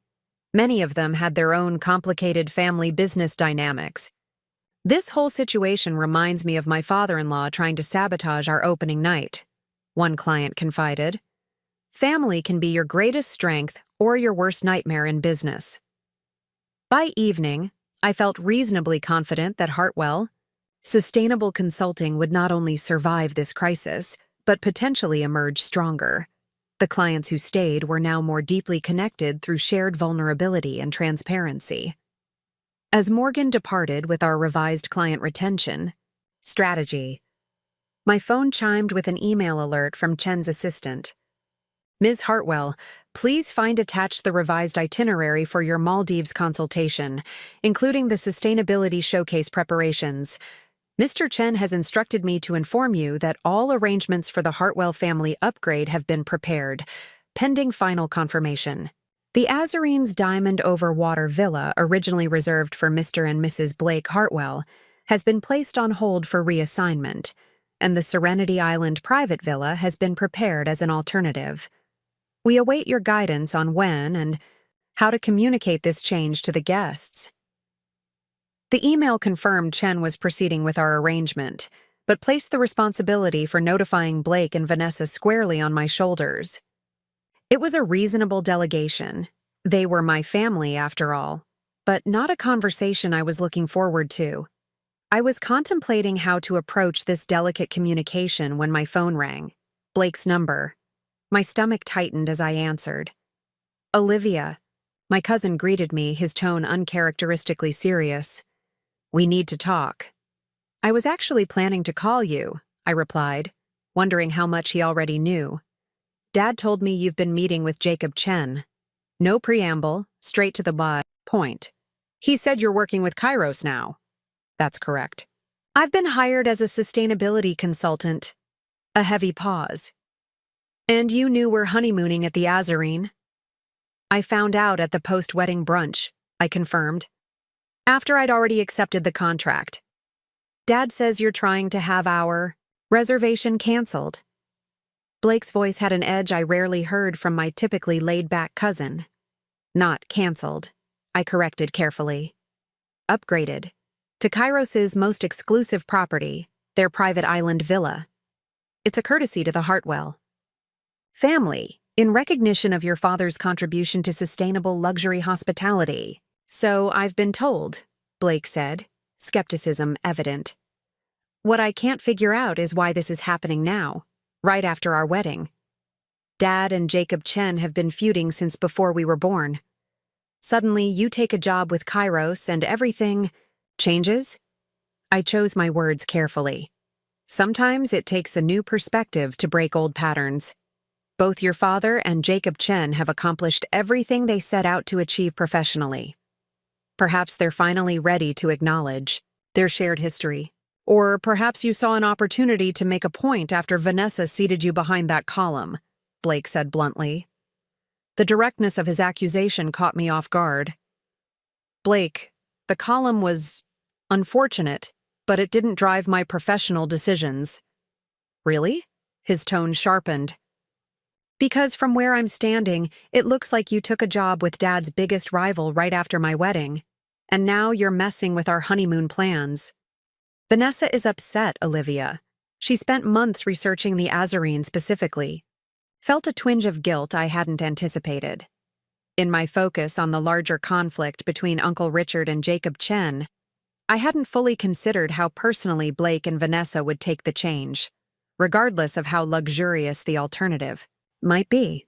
I understand her frustration, I said more gently, and I'm sorry for the disruption.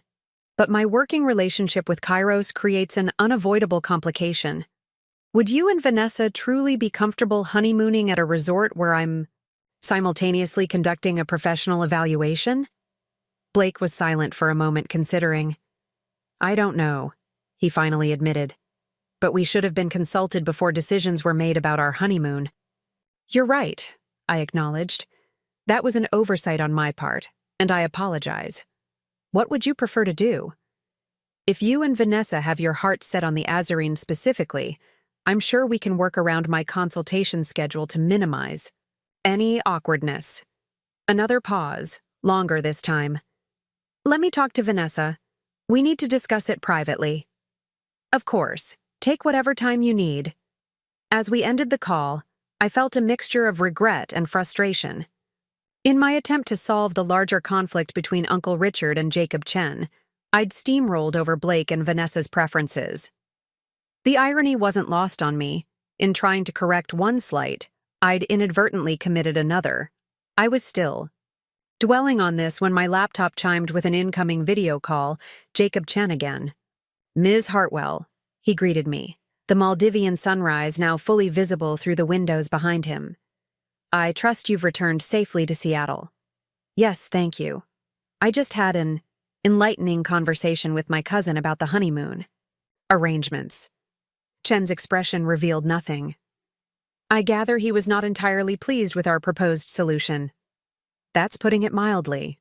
It seems he and Vanessa had their hearts set specifically on the Azarine experience. Understandable, Chen nodded. However, the private island villa provides an even more exclusive experience, with personalized versions of all the Azarines, signature offerings. I explained that, but the issue seems to be more about not being consulted before changes were proposed. Chen considered this. A valid concern. Perhaps we acted hastily in our enthusiasm to resolve the larger situation. He adjusted something on his desk, then looked up with renewed focus. But we have more pressing matters to discuss. I've received a proposal from Richard Hartwell. My pulse quickened. Already? He told me he'd need time to consider. Richard was always decisive once he'd made up his mind, Chen observed with a hint of fondness that seemed genuine. His terms are essentially what you outlined from your meeting. Substantive recognition of his contribution, permanently incorporated into the Kairos narrative, plus a compensated advisory role on sustainability initiatives. And your response?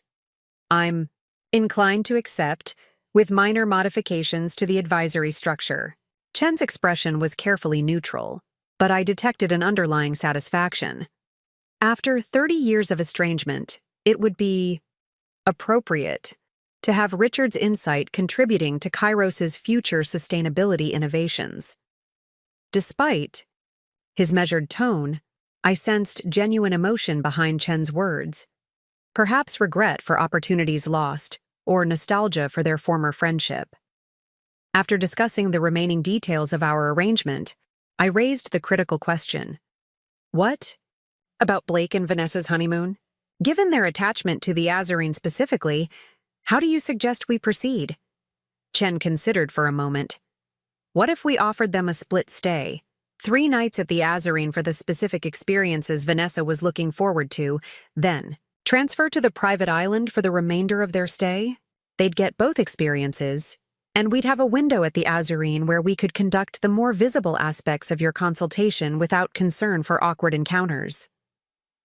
That's actually brilliant, I said, genuinely impressed. The best of both worlds, positioned as an enhancement rather than a compromise. I'll have my team prepare the offer immediately. Chen nodded decisively. After ending the call, I sat quietly at my window, watching Seattle's lights shimmer through the evening mist. The past week had forced me to confront difficult truths about family, loyalty, and my own motivations. I'd begun this journey angry about being seated behind a column, a petty slight that had nonetheless crystallized years of feeling undervalued by the Hartwell side of my family.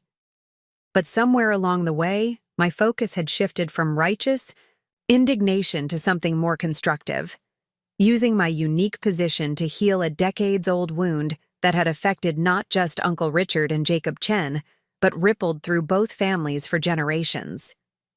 My phone chimed with a text from Blake. Talked with Vanessa. The split stay sounds amazing if it's really an option. Can we discuss details?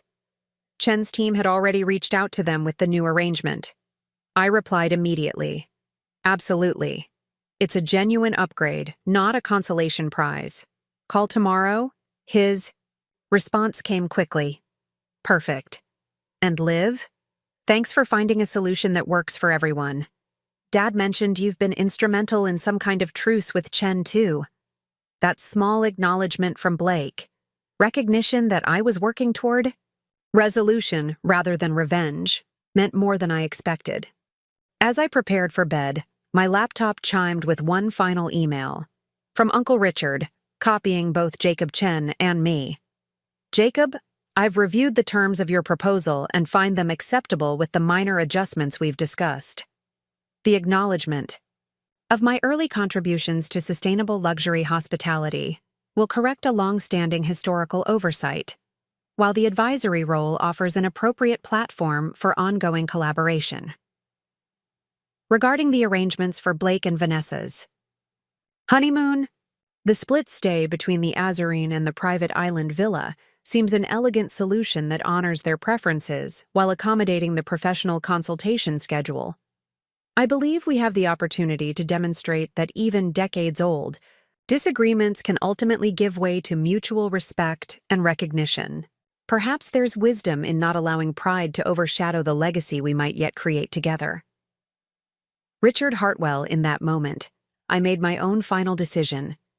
I would approach the Kairos consultation not just as a professional opportunity, but as a chance to help rebuild a bridge between two once brilliant collaborators whose partnership had been derailed by misunderstanding and ego.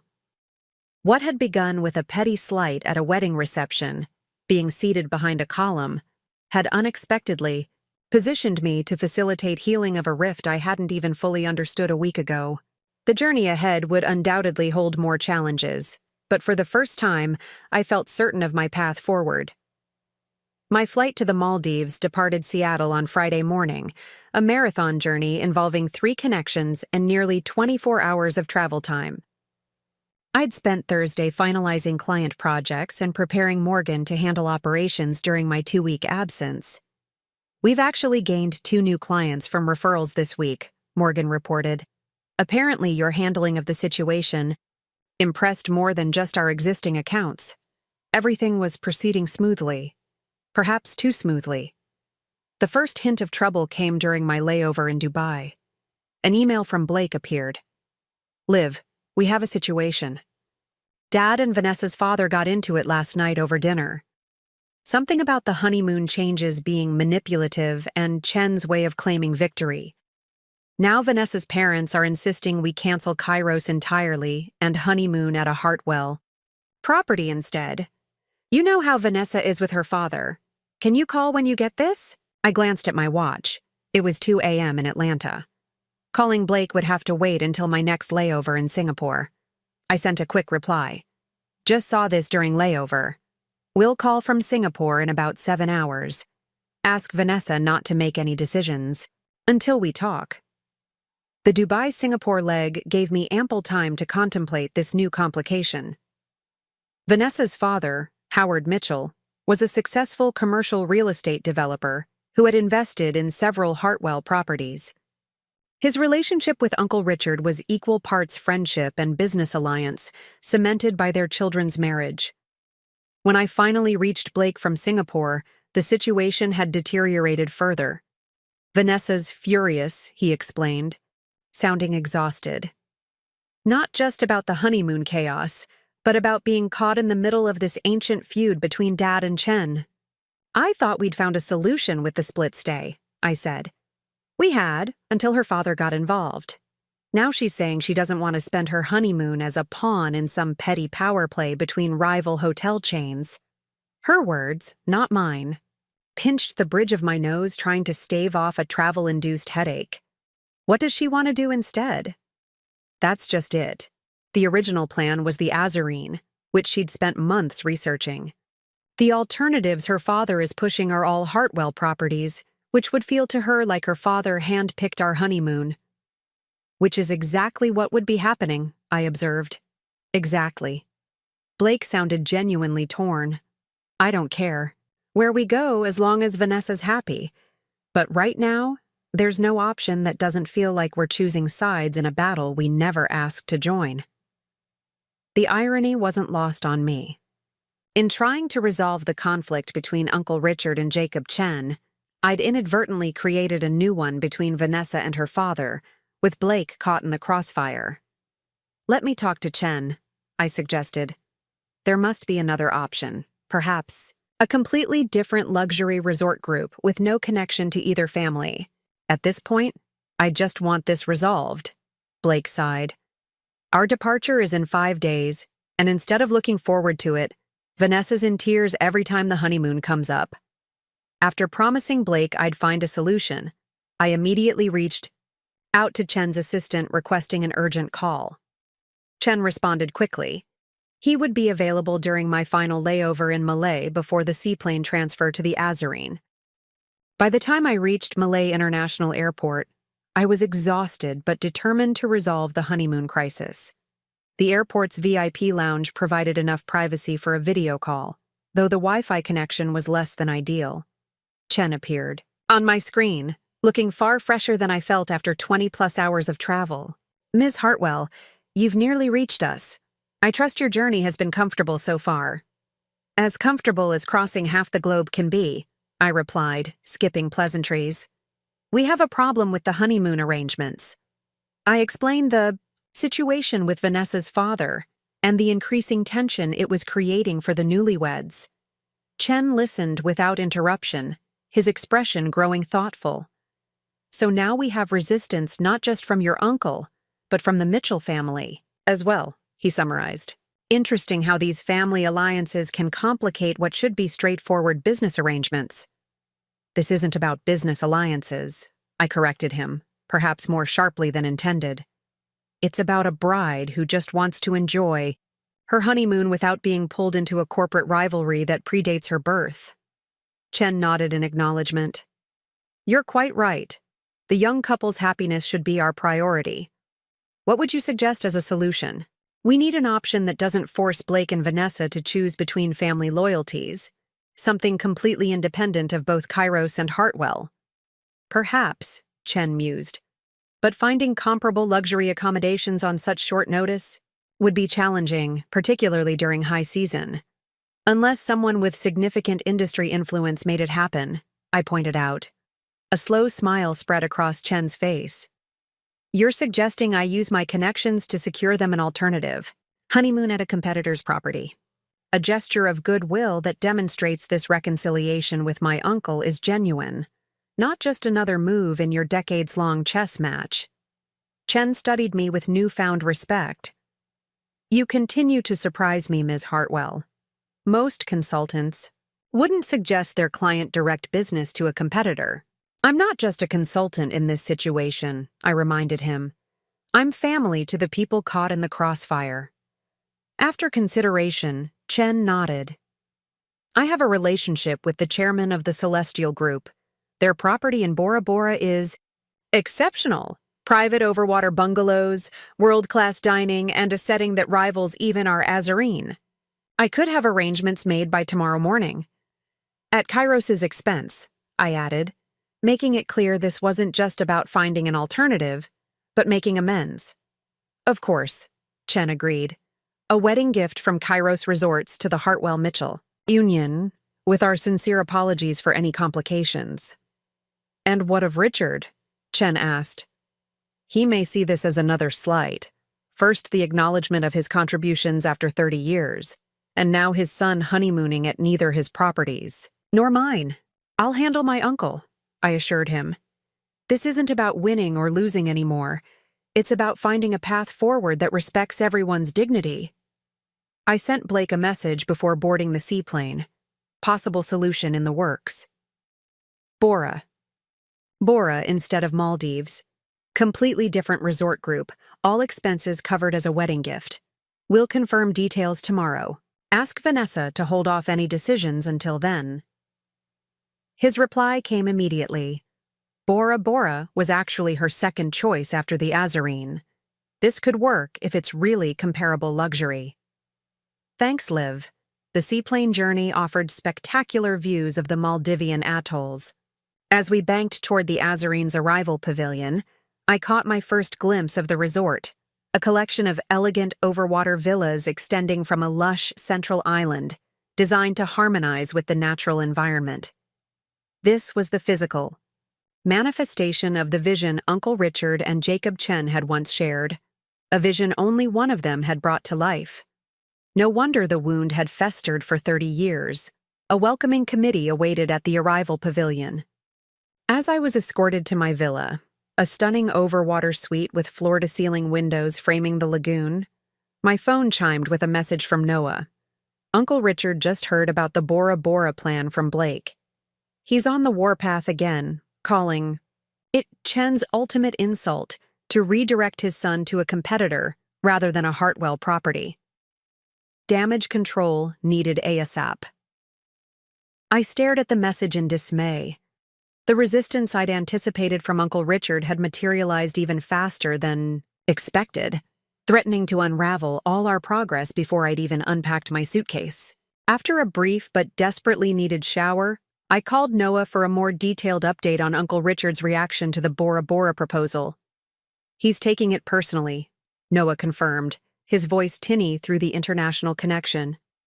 Says, Chen is deliberately trying to embarrass him by steering Blake away from Hartwell Properties entirely. It was my suggestion, not Chen's, I clarified, though I doubted that distinction would matter to Uncle Richard. The goal was to find neutral ground.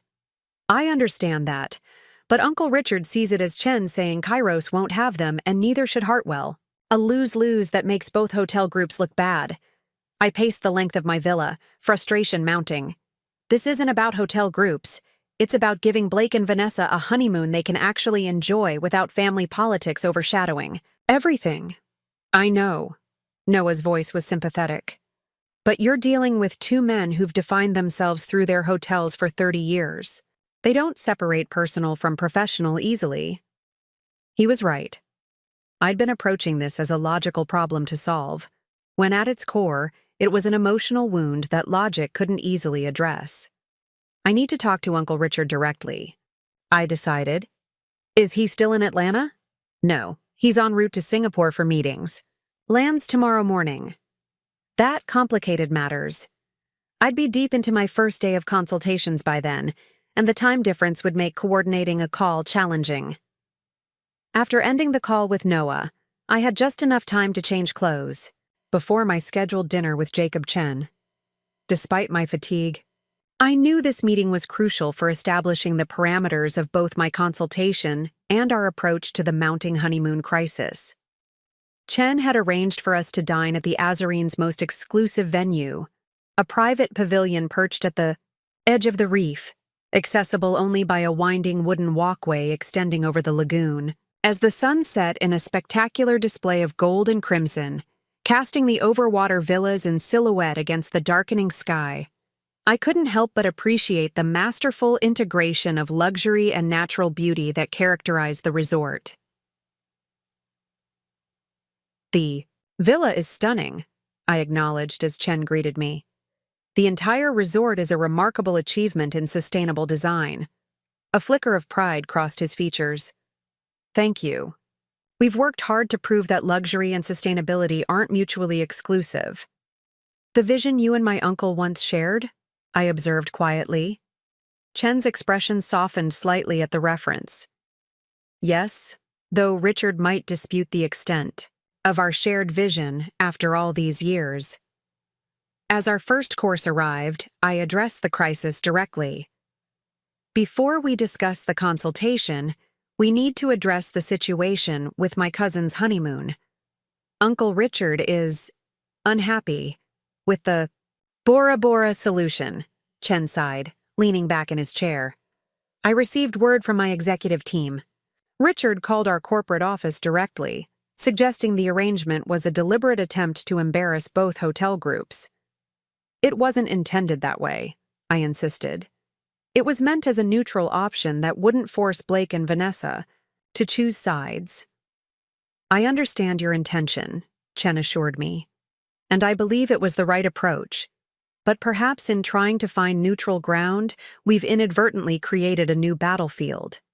His insight struck me forcefully. By attempting to remove Blake and Vanessa from the competition between Kairos and Hartwell, we'd actually extended that competition to include a third party. "So what do we do now?" I asked. "Blake and Vanessa still need a honeymoon destination. That doesn't make them feel like political pawns." Chen considered the question as our first course arrived. Delicate slices of local tuna presented on a bed of indigenous sea greens.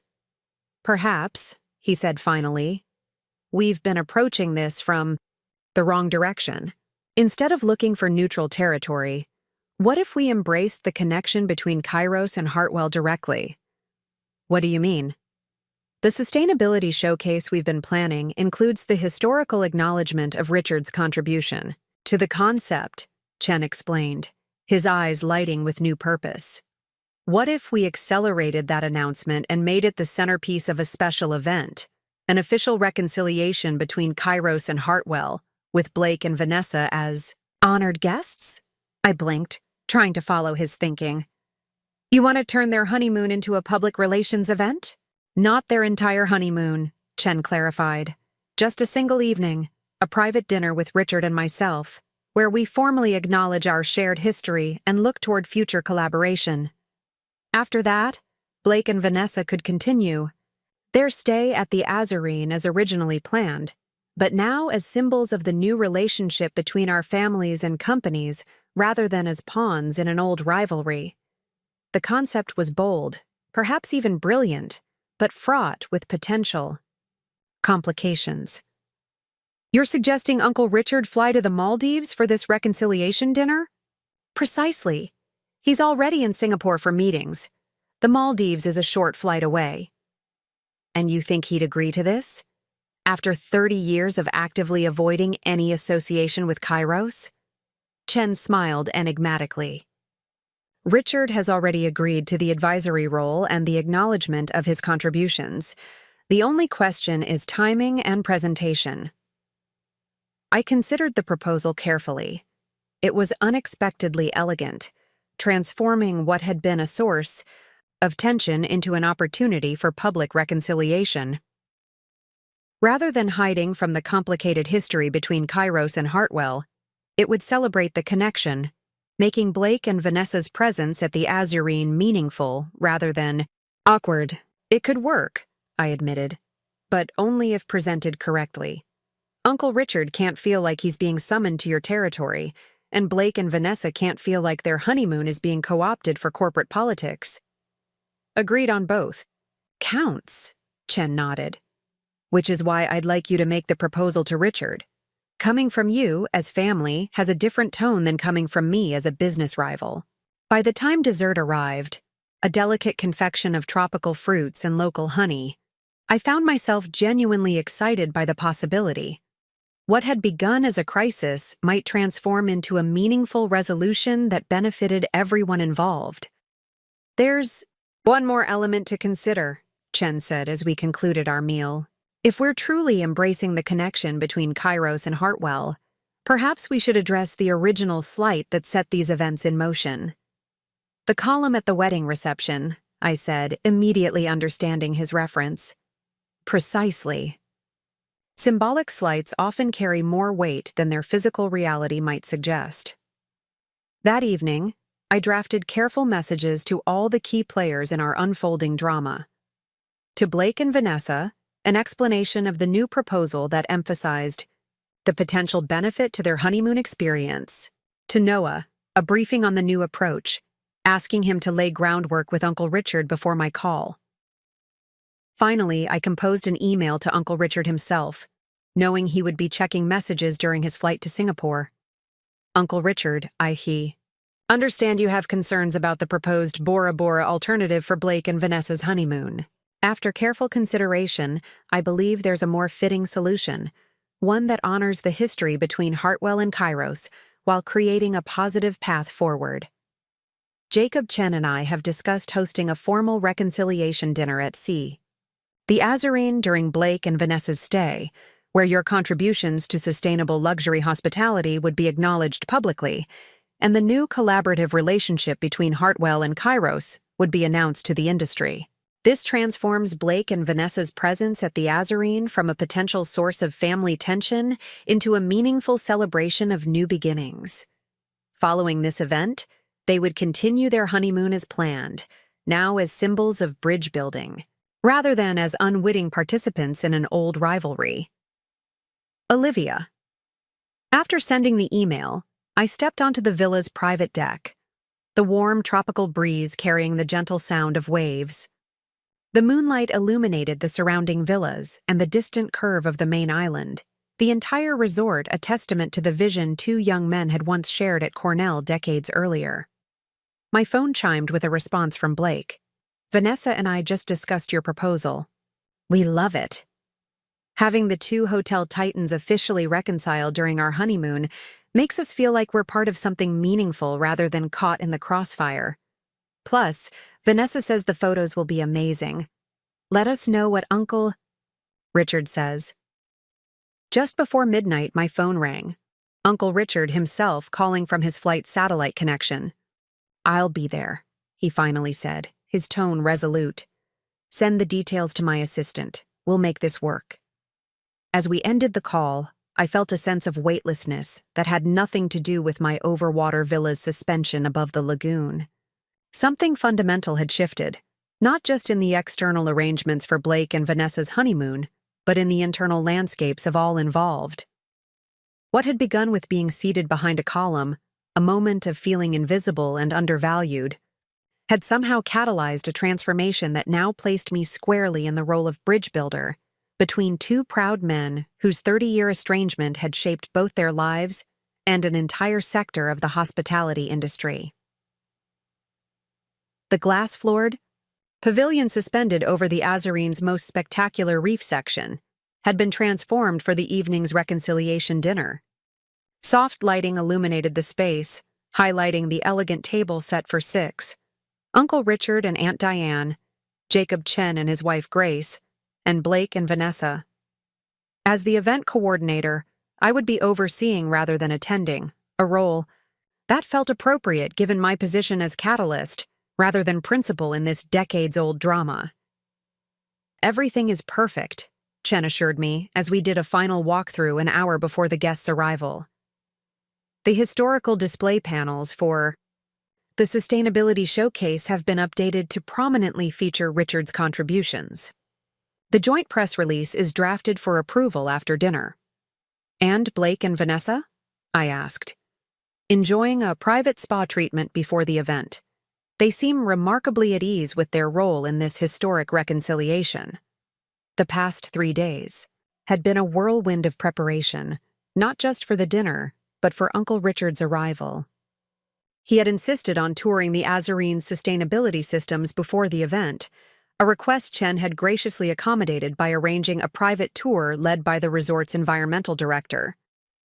I watched from a discreet distance as Uncle Richard examined the solar arrays, water recycling systems, and innovative building materials that made the Azurene a pioneer in eco-luxury.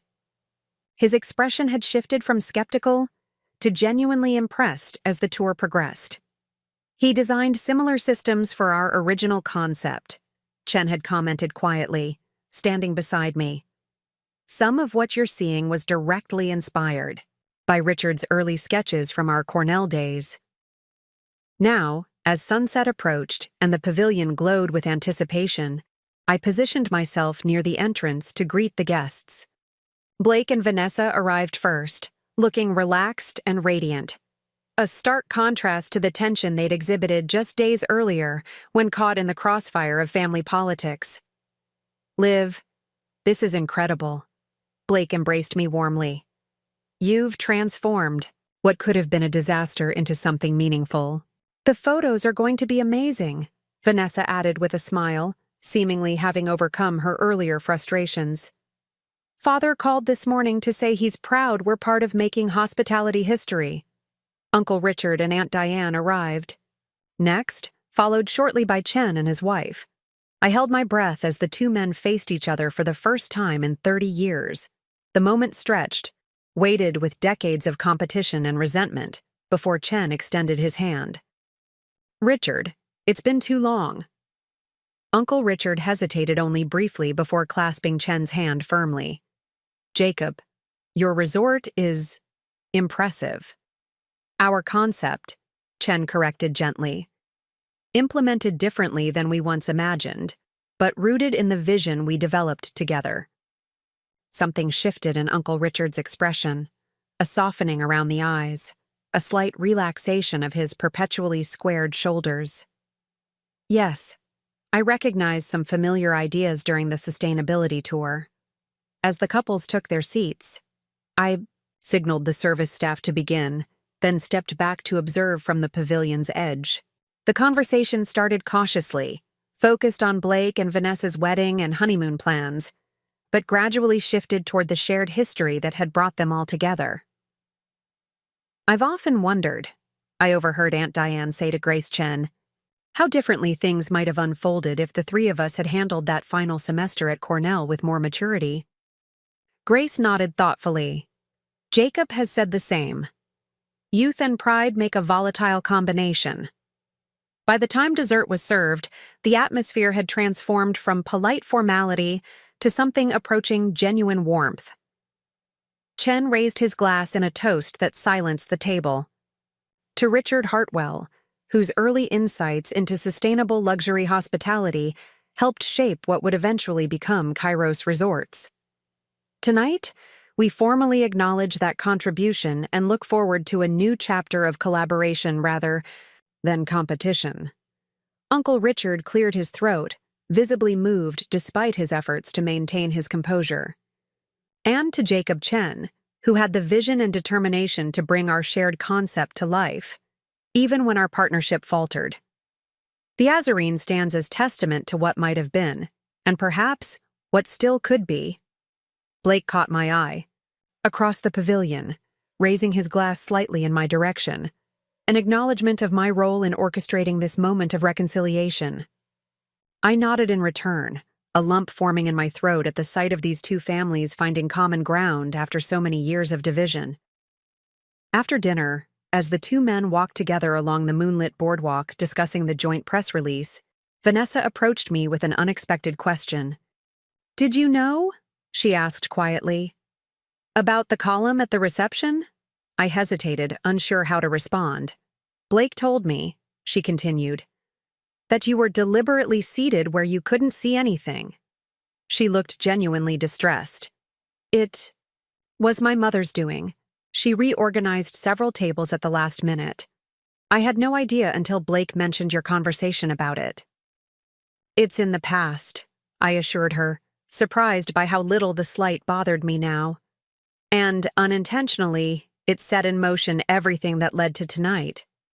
Vanessa studied me thoughtfully. You know, when we first decided on the Azarine, my father was against it specifically because of its connection to Chen. He only relented because I insisted. She smiled ruefully. Now he's taking credit for being part of this historic reconciliation. Life has a strange way of coming full circle. Indeed, it did.